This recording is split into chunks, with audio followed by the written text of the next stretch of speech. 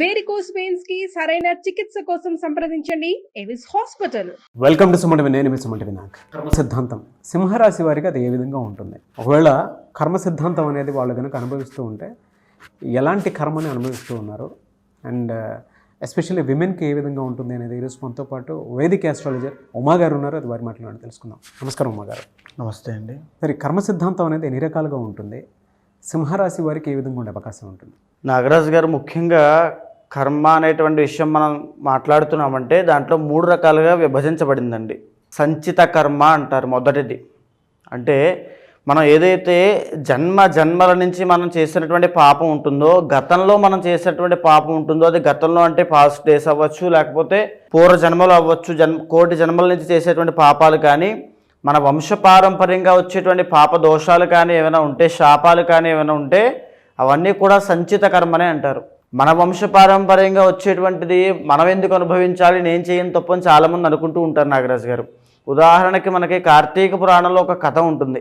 ఏమిటనంటే, ఒక మహారాజు తన కూతుర్ని డబ్బు కోసం వేరే వరుడికి అమ్మినప్పుడు, ఆ మహారాజు చనిపోయిన తర్వాత తన 7వ తరమైనటువంటి గొప్ప మహారాజు అతను, ఆ 7వ తరం మహారాజు ఏ పాపము చేయనటువంటి వాడు స్వర్గంలో ఉంటే అతన్ని కూడా తీసుకుని నరకంలో పెడతారు. నేనేం తప్పు చేశానయ్యి, అంతకాలం తర్వాత స్వర్గంలోంచి మళ్ళీ నరకంలోకి తీసుకువెళ్ళారంటే, నీ 7వ తరంలో పుట్టినటువంటి మహారాజు దరిద్రంతో బాధపడుతూ డబ్బు కోసం తన కూతుర్ని అమ్మేశాడు, అందుకోసం నిన్ను కూడా తీసుకెళ్ళి లోపల పెట్టామని చెప్తారు. అంటే మనకు ఆ కర్మ అనుభవించే యోగం ఉంది కాబట్టే మన 7వ తరంలో ఆ మహారాజు జన్మించాడు. ప్రతిదీ కూడా ఒక ఇంటర్ లింక్ ఉంటుంది నాగరాజు గారు. అదేవిధంగా మనకు ఆ కర్మ అనుభవించే యోగం ఉంది కాబట్టే మనం మన తల్లి కడుపున, మన తండ్రి కడుపున, మన యొక్క ఫ్యామిలీ వాళ్ళకి సంబంధించిన దాంట్లోనే మనం పుడతాం. రుణానుబంధ రూపేణ పశుపతే సుతాలయ అంటారు. తప్పకుండా ఆ కర్మని ఎవరైనా అనుభవించాల్సిందే, మీరైనా నేనైనా, ఎవరు అతీతులు కాదు. అయితే ఈ సంచిత కర్మ వల్ల వచ్చేటువంటివి, ఇప్పుడు మన జీవితంలో పడేటువంటి కష్టాలన్నీ కూడా సంచిత ప్రారబ్ధ కర్మ వల్ల వస్తూ ఉంటాయి. మనం పూర్వజన్మ పాపము లేదా ఇప్పుడు చేసుకునేటువంటి పాపము. అయితే దీన్ని సంచిత కర్మ అంటారు. ఇక రెండవది ప్రారబ్ధ కర్మ అని ఉంటుంది. అంటే మనం ఈ జన్మలో మన చేతులారా మనం చేసుకునేటువంటి పాపాలు, స్వయంకృత అపరాధాలు అవ్వచ్చు, ఏదైనా అవ్వచ్చు. మనకి ఉద్యోగం వస్తుంది, మనం చదవట్లేదు, మనం ఒక కర్మ ప్రతి కర్మకి కూడా రిఫ్లెక్షన్ ఉంటుంది నాగరాజు గారు, ఖచ్చితంగా కనబడుతుంది. ఇప్పుడు ఎవరు చూడట్లేదు కదా, నేను ఒక దొంగతనం చేశాను అనుకోండి, అది ప్రారబ్ధ కర్మ. ఇప్పుడు ఈ జన్మలో ఇప్పుడు నేను చేసేటువంటి ప్రారబ్ధ కర్మ ఖచ్చితంగా ఏదో రోజు అది నాకు ఎఫెక్ట్ కొడుతుంది. అది ప్రారబ్ధ కర్మ. అది నేను ఇలా తెలుసో తెలియక నిప్పును ముట్టుకున్నాను కొన్ని కాలుతుందా లేదా, అదే ప్రారబ్ధ కర్మ. మనం ఏం చేస్తున్నామో దానికి అదే జన్మలో మనం అనుభవిస్తున్నామంటే అది ప్రారబ్ధ కర్మ. అయితే ఇక మూడవది ఆగామి కర్మ అని ఉంటుంది. అంటే ఏదైతే సంచిత కర్మ ఉందో, అంటే సంచిత కర్మ మనం ఎన్నో జన్మల నుంచి చేసిన పాపం అంతా ఒకేసారి మన మీదకి రాదండి. ఈ జన్మలో ఎంతైతే అనుభవించాలో అదంతా అనుభవిస్తూ ఉంటాం. బ్యాలెన్స్ మిగతా ఉంటుంది కదా, రిమైనింగ్ అంతా ఉంటుంది కదా. ఆ సంచిత కర్మ ఇప్పుడు మనం చేసిన ప్రారబ్ధ కర్మ అంతా కలిపి ఆగామి కర్మగా రాబోయే రోజుల్లో మనం అనుభవిస్తాం. దీన్ని ఆగామి కర్మ అంటారు. ఈ 3 కర్మలు ప్రతి మనిషిని, ప్రతి రాశిలో ఉండేటువంటి వ్యక్తి మీద ఆధారపడి ఆ వ్యక్తి యొక్క జీవితాన్ని చిన్నాభిన్నం చేస్తూ ఉంటాయి, ఇబ్బందులు గురి చేస్తూ ఉంటాయి. ఏదైనా కష్టమైనా పడవచ్చు, సుఖమైనా పడవచ్చు, ప్రతిదీ కూడా కర్మ మీద ఆధారపడి ఉంటుంది. ఇప్పుడు మనం ఒక రాశి వారికి ఇలా ఉండబోతోంది అని చెప్తున్నప్పుడు ఆ రాశి వాళ్ళకి ఎందుకు కనెక్ట్ అవుతుందండి? ఉదాహరణకి మొన్న ఒక రాశి వాళ్ళ గురించి మనం చెప్పినప్పుడు ఎంతోమంది ఫోన్లు చేసి చాలా కరెక్ట్గా యాక్యురేట్గా చెప్పారండి. ఎలా జరుగుతుంది అదంతా కూడా. ఒక రాశి మీద ఎలాంటి కర్మ ప్రభావం పడుతుంది అనేటువంటిది కూడా జ్యోతిష్ శాస్త్రం నిర్దేశించింది. దాని ఆధారంగానే ఆ రాశి వాళ్ళకి ఎప్పుడు ఎలాంటి సమస్యలు వస్తున్నాయో మనం క్లారిటీగా చెప్పొచ్చు. సరే, విమెన్కి అయితే సింహరాశి వారికి ఎస్పెషల్లీ ఏ కర్మ ఉండే అవకాశం ఉంటుంది, దాన్ని ఎలా గుర్తించాలి? అంటే మీరు చెప్పినటువంటి 3 ఏది ఉండే అవకాశం ఉంటుంది? ఇప్పుడు నాగరాజు గారి సింహరాశి వాళ్ళకి, ఎస్పెషల్లీ ఉమెన్కి, స్త్రీలకి ఈ సంచిత కర్మ అనేటువంటిది చాలా ఎక్కువ ఉంటుందండి. అదేవిధంగా వీళ్ళు ఆగామి కర్మ వల్ల కూడా చాలా ఇబ్బంది పడతారు. సంచిత కర్మ అని అంటే పూర్వజన్మలో, ఇందాక నేను చెప్పినటువంటిది పూర్వజన్మలో వచ్చిన దాని ద్వారా వచ్చినటువంటిది. ఆగామి కర్మ అంటే ఇప్పుడు వాళ్ళు చేసుకునే తప్పుల వల్ల తర్వాత వచ్చేటువంటి రోజుల్లో చాలా ఇబ్బంది పడతారు. దాన్ని ఆగామి కర్మ అంటారు. ఈ సింహరాశి స్త్రీలు ఎస్పెషల్గా very loyal and very royal సింహరాశి స్త్రీలు ఇప్పుడు కూడా హుందాగా ఉంటారు, చాలా హానెస్ట్గా ఉంటారు, నమ్మకస్తులు. అన్ని విధాలుగా వీళ్ళకి పేరు, అంటే ఒక వాళ్ళ స్థాయి అంటే ఆ రేంజ్లో ఉంటుంది అంతే. వాళ్ళ చిన్న చిన్న చీప్ ట్రిక్స్ ప్లే చేయడము, ఆ స్థాయి దిగడం లాంటివి ఏమీ చేయరు. సింహరాశి స్త్రీలు. అదేవిధంగా ఈ యొక్క సింహరాశి స్త్రీలకి ఎస్పెషల్లీ ఉమెన్కి మనం ఈ మాట్లాడుకుంటున్నాం కాబట్టి వాళ్ళు యాంకరింగ్ ఫీల్డ్స్ కానీ లేకపోతే ఈ యొక్క సెలబ్రిటీ ఫీల్డ్స్ కానీ సినీ రంగం, కళారంగం, లలిత కళలు, లేకపోతే నాటకాలు, సో ఈ రకంగా వాళ్ళ యొక్క వృత్తి వ్యాపారము అద్భుతంగా వెళ్ళేటువంటి అవకాశాలు ఉంటాయి. అవే కాకుండా ఇంటీరియర్ డిజైనింగ్స్ అవ్వచ్చు, వాళ్ళ క్రియేటివిటీ వాళ్ళ క్రియేటివ్గా చాలామంది ఏంటంటే వాళ్ళ కాళ్ళు పట్టుకుని వీళ్ళ కాళ్ళు పట్టుకుని అలా ఎదుగుతుంటారు. సింహరాశి స్త్రీలు అలా ఉండరు. వాళ్ళ టాలెంట్ని వాళ్ళు నమ్ముకుంటారు, వాళ్ళ క్రియేటివిటీని వాళ్ళు ఆధారపడతారు, వాళ్ళ ఇమాజినేషన్ మీద, వాళ్ళ విజువలైజేషన్ మీద వాళ్ళు ఆధారపడతారు. అంతటి గొప్ప యోగాలు వీళ్ళకు ఉంటాయి. ఎప్పుడైతే ఈ యోగాలు వీళ్ళకి లేవో అదే సంచిత కర్మ. సో మీకు అర్థమైందా? అదే సంచిత కర్మ అంటే వీళ్ళ జీవితంలో అంత యోగం ఉన్నా దాన్ని అనుభవించలేకపోవడం, ముందుకెళ్ళకపోవడం, జీవితంలో ఆ క్రియేటివిటీ అనేది పోవడం, ఆ తెలివితేటలు మందగించిపోవడము, ఆ బుద్ధి అనేటువంటి క్షీణించిపోవడము, ఇవన్నీ కూడా సంచితకరమే. దానివల్ల వచ్చేటువంటి కష్టాలు, ఉదాహరణకి మీరు ఈ సంవత్సరం ఒక గొప్ప పెర్ఫార్మెన్స్ చేశారనుకోండి, మీకు గొప్ప అభినందనలు అన్నీ వచ్చాయి. వచ్చే నెల మీరు సరిగ్గా పెర్ఫామ్ చేయలేకపోయారు, సరిగ్గా కాన్సన్ట్రేట్ చేయట్లేదు, ఏదో వ్యాపకాలు వేరే ఉన్నాయి, అప్పుడు వస్తాయా? రావు. ఇన్కమ్ తగ్గచ్చు, అన్ని చాలా ఇబ్బందులు వస్తాయి. అలా ఏంటంటే వీళ్ళ పెర్ఫార్మెన్స్ అనేటువంటిది వీళ్ళ క్రియేటివిటీ మీద ఆధారపడి ఉంటుంది. వీళ్ళు ఎంత క్రియేటివ్గా ఆలోచిస్తే వాళ్ళకి అంత బాగుంటుంది. వీళ్ళ జాతక చక్రంలో కనుక శుక్ర బలం ఉందంటే అద్భుతము, కుజ బలము ఉంటే అద్భుతము. ఈ రెండు లేకపోవడం వల్లే కష్టాలు వస్తాయి. రెండు ఎందుకు ఉండవు అంటే సంచిత కర్మ వల్ల ఉండవు. వాళ్ళకి ఆ సంచిత కర్మ అనేటువంటిది ఇబ్బంది పెడుతూ ఉంటుంది కాబట్టే ఆ శుక్ర బలం అనేటువంటిది ఉండదు. దానివల్లనే ఈ ఇబ్బందులు, మ్యారీడ్ లైఫ్లో ఇబ్బందులు. ఎందుకంటే వీళ్ళకి బేసిక్గానే కాస్త కోపం ఎక్కువ ఉంటుంది. కోపం అంటే కాస్త ప్రెస్టేజ్ వాల్యూస్ ఎక్కువ ఉంటాయి. ఈగో అవ్వచ్చు, ఈగో కూడా ఉంటుంది. నిర్మోహమాటంగా చెప్పాలంటే ఈగో కూడా కాస్త తగ్గించుకోవాలమ్మా. ఆవేశంలో తీసుకునే నిర్ణయాలు ఎక్కడెక్కడికో దారితీస్తాయి. ఆ విషయంలో చాలా జాగ్రత్తగా ఉండండి. దాంతోపాటుగా ప్రెస్టేజ్కి ఎక్కువ వాల్యూ ఇస్తారు, అంటే వెరీ సెన్సిటివ్ అండ్ ఎమోషనల్గా ఉంటారు రవి కాబట్టి. అండ్ ఇంకొకటి ఏంటంటే ఆవేశము బాగా చెప్తున్నాను చూడండి. మీ యొక్క సింహరాశి స్త్రీలు కనుక జాతకంలో కుజుడు కానీ శుక్రుడు కానీ బాలేకపోతే శరీరంలో ఏదో ఒక అవయవానికి ఇబ్బంది జరిగే అవకాశం ఉంటుంది. వెరీ క్లియర్, బాగా గుర్తుపెట్టుకోండి. అది సంచిత కర్మ వల్ల మాత్రమే మీకు వస్తుంది. సంచిత కర్మ ఒకటే ఉంటుందండి. సంచిత కర్మ వల్ల వీళ్ళు ఇబ్బంది పడతారండి జీవితంలో. అదేవిధంగా వీళ్ళ స్వతహాగా వీళ్ళు చేసుకునే చిన్న చిన్న తప్పుల వల్ల రాబోయే రోజుల్లో ఇబ్బంది పడతారు. ఆగామి కర్మ. సో మీకు అర్థమైంది కదా.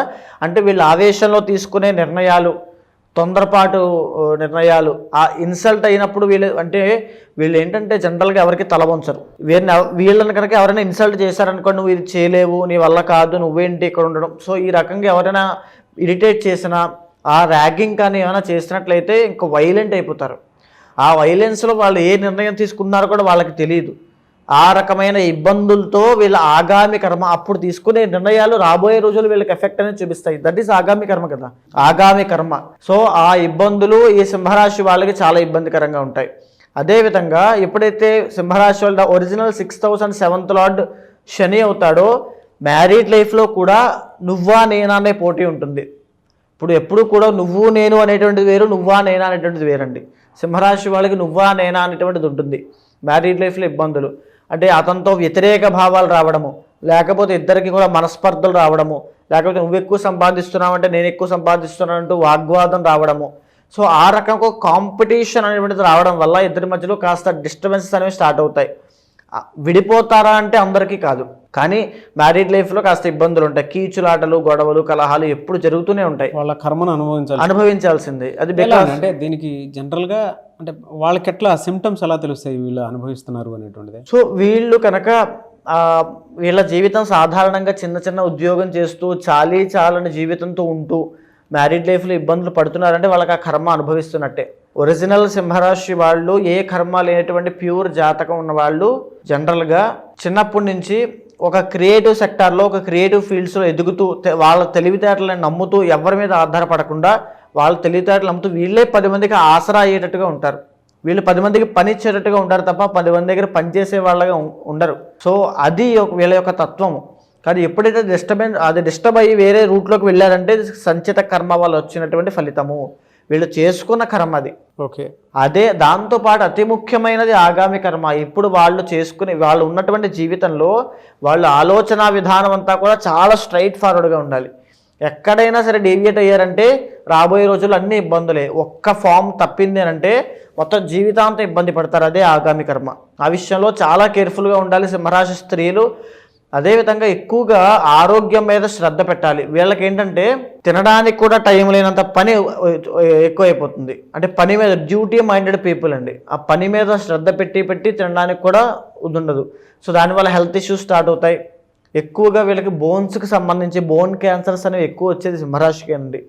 అదేవిధంగా ఈ యొక్క వెన్నుపూసకి సంబంధించి స్పైనల్ కార్డ్ ప్రాబ్లమ్స్ వచ్చేది సింహరాశి 6th లార్డ్ కాబట్టి డయాబెటీస్ వచ్చేది సింహరాశికి సంబంధించింది. తర్వాత ఈ ఆరోగ్య సమస్యలు కూడా బాగా గుర్తించండి. ఆరోగ్య సమస్యలు కూడా మ్యారీడ్ లైఫ్లో ఇబ్బందులు రావడానికి కారణమవుతాయి. ఎలా ఉందంటే వీళ్ళకి జనరల్గా ఏ మంత్ నుంచి ఏ మంత్ వరకు అంటే ఫిబ్రవరి నుంచి ఇయర్ ఎండ్ వరకు ఎలాంటి ఎఫెక్ట్ ఉండే అవకాశం ఉంటుంది? మేజర్గా ఫస్ట్ ఆఫ్ ఆల్ ఈ యొక్క సింహరాశి వాళ్ళకి ఇప్పుడు నడిచేటువంటి ఫిబ్రవరి మాసంలో కాస్త అనుకూలత అనేది ఉంటుంది. ఎందుకంటే జరిగిన జనవరి సంవత్సరంలో వీళ్ళకి ఉద్యోగ రీత్యా అంత అనుకూలంగా లేదు. ఇప్పుడు అవన్నీ కూడా కాస్త సాల్వ్ అవ్వబోతున్నాయి సింహరాశి వాళ్ళకి. అండ్ అదేవిధంగా మేజర్ చేంజెస్ అనేవి కనబడుతున్నాయి. ఈ సింహరాశి స్త్రీలు అవ్వచ్చు అండ్ ఇద్దరు పురుషులు కూడా అవ్వచ్చు. ఎందుకంటే 10th హౌస్లో కేతు అంటే ఈ యొక్క 2nd హౌస్లో కేతు సంచరిస్తున్నాడు కాబట్టి ఆ మాట విషయంలో చాలా జాగ్రత్తగా ఉండాలి. డబ్బు విషయంలో చాలా జాగ్రత్తగా ఉండాలి. మీరు మాట్లాడే మాటే మీ లైఫ్ని డిసైడ్ చేస్తుంది. మాట గుర్తుపెట్టుకోండి. మీరు ఏదైనా ఒక మాట పొల్లు పోయారంటే అలాగా చాలా ఇబ్బంది పడిపోతారు. ఒక మాట ఎవరికైనా ఇచ్చి తప్పారంటే మీరు ఇబ్బంది పడతారు. ఈ సమయంలో మీరు ఎవరికి మాట ఇవ్వద్దు. డబ్బులు ఇస్తానని కానీ లేదా ఏదైనా హామీలు మాత్రం ఇవ్వద్దు దయచేసి. అదేవిధంగా మార్చి 30వ తారీఖు తర్వాత అష్టమ శని స్టార్టింగ్ అండి వీళ్ళకి. శని ఎవరు? కర్మకారకుడు. మాట్లాడుకునేటువంటి కర్మ సిద్ధాంతం గురించి ఈ కర్మ అనుభవించడం అనేటువంటి అష్టమ శని పూర్వకంగా అష్టమ శని ద్వారా ఏవేం కర్మలు వస్తాయి వీళ్ళకి? ప్రాణగండాలు ఉంటాయి. అంటే వాహన ప్రమాదాలు, గాయాలు, ఇంజురీస్, శరీర ఆరోగ్య సమస్యల్ని నయం చేసుకోవడానికి చికిత్స కోసం సర్జరీలు, శస్త్రచికిత్స అంటాం, అవి చేయించుకోవడము, లేదా తీవ్రమైన ఆర్థిక సమస్యల్లో కూరుకుపోవడము, విదేశీ యోగం ఉంటుంది. తర్వాత యాంగ్జైటీ, డిప్రెషన్ లాంటివి ఎన్నో ఉంటాయి. అంటే ఒంటరి అయిపోయినట్టుగా, ఎవరూ సహాయం లేనట్టుగా అనేటువంటి ఫీలింగ్స్ ఎక్కువ ఉంటాయి. ఏ మంత్లో ఉండే అవకాశం ఉంటుందండి? ఈ మార్చి దగ్గర నుంచి మేజర్గా మే 18 దాకా ఉంటాయండి.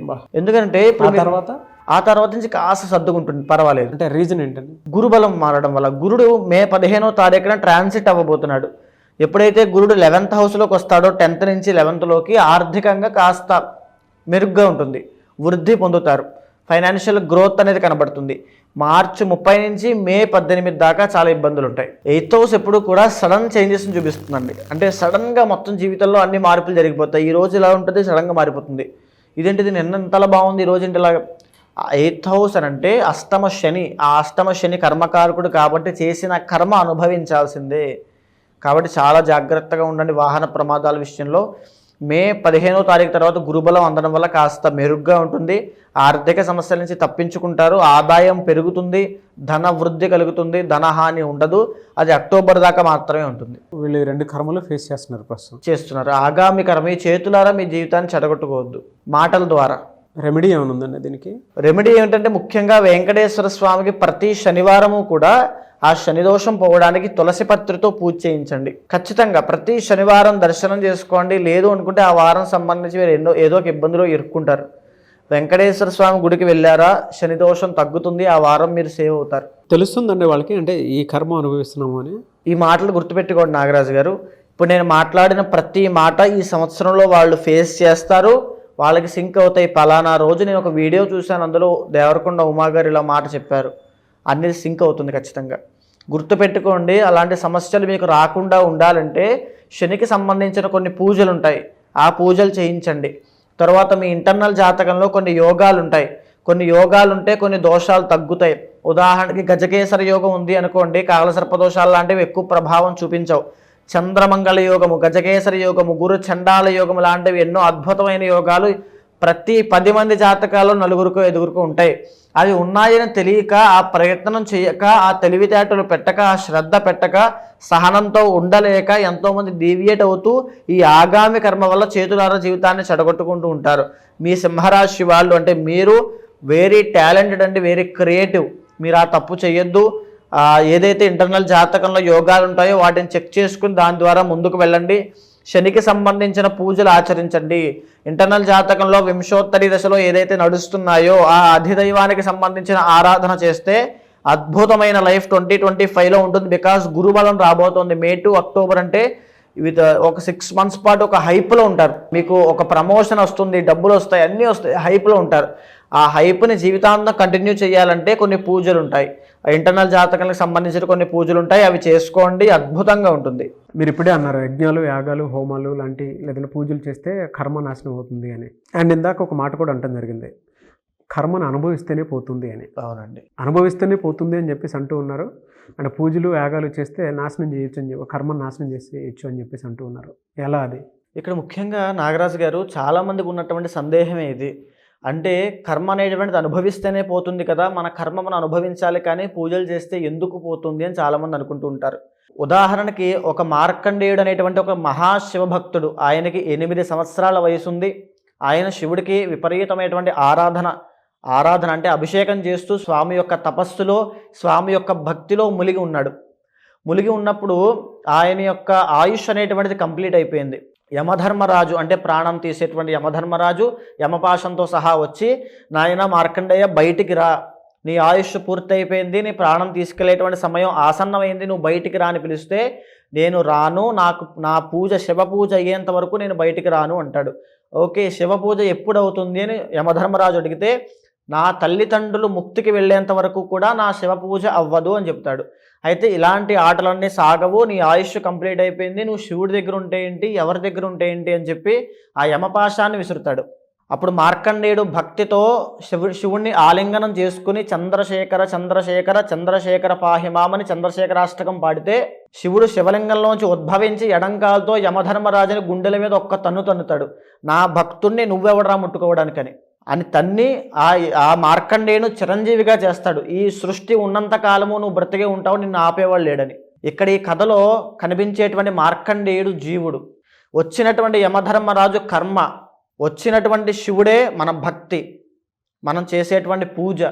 అంటే ఈ మార్కండేయుడికి ఏదైతే తన సంచిత పాపకర్మ వల్ల ఆయుష్ అయిపోయిందో ఆ కర్మ వల్లనే ఆయుష్ తీయడానికి యమధర్మరాజు వచ్చాడు. ఏదైతే ప్రారబ్ధ కర్మ అంటే ఇప్పుడు తను చేసుకునేటువంటి భక్తి, ఆ పూజ, ఆ యొక్క స్వామి యొక్క కటాక్షం ఏదైతే ఉందో, స్వామి ఆ భక్తి రూపంలో వచ్చి కర్మని నాశనం చేసిందా చేయలేదా? అవును. భక్తి అనేటువంటి ఒక మాధ్యమంగా మారి కలియుగంలో ఈ పూజల రూపంలో మన కర్మ అనేటువంటిది నాశనం అవుతూ ఉంటుంది. సో అందుకే మీరు 26న కర్మ నివారణ అవ్వడం కోసం రుద్రయాగం అనేటువంటి చేయడం జరుగుతోంది. ఎవ్వరు పాల్గొన్నా సరే వాళ్ళందరికీ కూడా సంచిత ప్రారబ్ధ కర్మ పోయేటట్టుగా ఆ రుద్రయాగంలో సంకల్పం చెప్పడం వల్ల ఏదైతే ఒక మనిషి ఆ మోయలేనటువంటి కర్మ బరువు ఉంటుందో దానిని ఆ తక్షణ మరుక్షణం నుంచి ఆ కర్మ అనేటువంటిది నాశనం అయిపోతుంది. సో ఎవరన్నా అప్రోచ్ అవ్వాలి అనుకుంటే ఎలా అండి? మీకు కింద కనిపించేటువంటి నెంబర్కి కాంటాక్ట్ అయితే మా వాళ్ళు మీకు పూర్తిగా వివరాలన్నీ ఇస్తారు, దానికి సంబంధించిన వివరాలన్నీ కూడా చెప్తారు. ఖచ్చితంగా కాంటాక్ట్ అవ్వండి. ఏ విషయాలు కూడా, ఏ నియమాలు పాటించాలి, ఏ మంత్రజపం చేయాలో కూడా స్వయంగా నేనే చెబుతాను. ఎనీవే సార్, థ్యాంక్ యూ అండి, థ్యాంక్ యూ సో మచ్ అమ్మ గారు. నమస్తే. చూసారు కదండి వీడియో. ఈ వీడియోపై మీ అభిప్రాయాన్ని కమెంట్ బాక్స్లో పోస్ట్ చేయండి. అండ్ ముఖ్యంగా మీరు కనుక 26న అది కూడా మహాశివరాత్రి రోజు జరిగేటువంటి రుద్రయాగంలో పాల్గొనాలి అనుకుంటే స్క్రీన్ మీద మీకు కాంటాక్ట్ నెంబర్ కనిపిస్తుంది ఉమా గారిది. దానికి మీరు కాల్ ఆర్ మెసేజ్ వాట్సాప్ చేసి ఆ ప్రాసెస్ ఏంటో తెలుసుకోవాలి అనుకుంటే కూడా తెలుసుకోవచ్చు. లేదా మీరు డైరెక్ట్గా రుద్రయాగంలోకి పాల్గొనాలి అనుకున్నా కూడా డీటెయిల్స్ కోసం స్క్రీన్ మీద కనిపిస్తున్న నెంబర్ సంప్రదించండి. అండ్ ఈ వీడియో లైక్ చేయండి, షేర్ మాత్రం తప్పకుండా చేయండి. ఇలాంటి మరిన్ని వీడియోస్ కోసం మా ఛానల్ ఫాలో అవ్వండి. Thank you.